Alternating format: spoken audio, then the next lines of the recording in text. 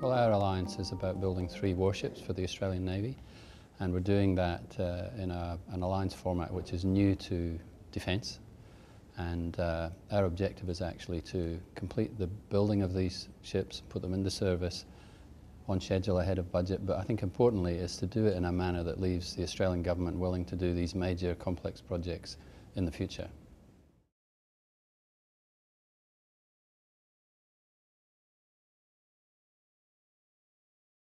Yes, collaboration is an important feature, but it's also about high-performance teams.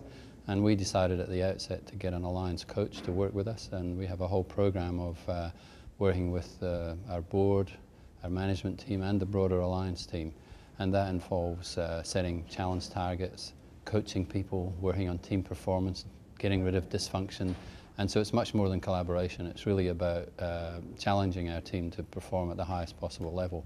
And because this project does go over a long time frame, in excess of 10 years, it's really important that that's something that is developed strongly within the team so it can accommodate new staff coming in and other staff leaving and so on. So we're very focused on that. It's expensive, it takes a lot of time and a lot of effort, but so far it's going really well.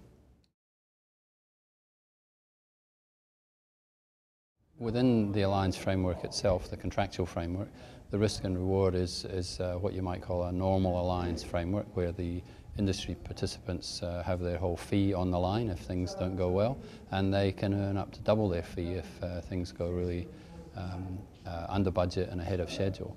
And the reward side of it is also for the customer actually being able to get their ships on time, within budget.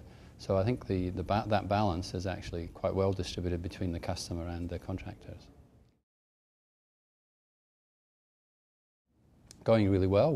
Some of us have been working on the project since its inception prior to 2004, but that is in some cases as tenderers, as prospective alliance participants. But the real alliance, the contract which was signed in October 2007, so we're about 20 months old now, we've met all of our milestones. We're going under budget. We're challenging ourselves to deliver ahead of schedule and still under budget. So going well so far. But I always say to people in projects like these, they still have a long way to go, and until you really can't start to feel comfortable until you're in about the 4th year of a project. And if we're still saying the same things in another 2 years from now, then I think we'll be very happy.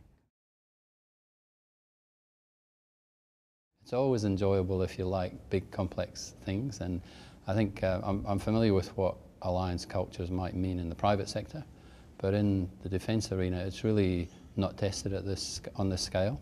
And so that's really quite a challenge to bring all the parties in with their different views about how to do this and to work on getting them aligned and aiming for the same objective, you know, the best for project objectives. So it's exciting, it's challenging, it's very enjoyable in fact. Yeah.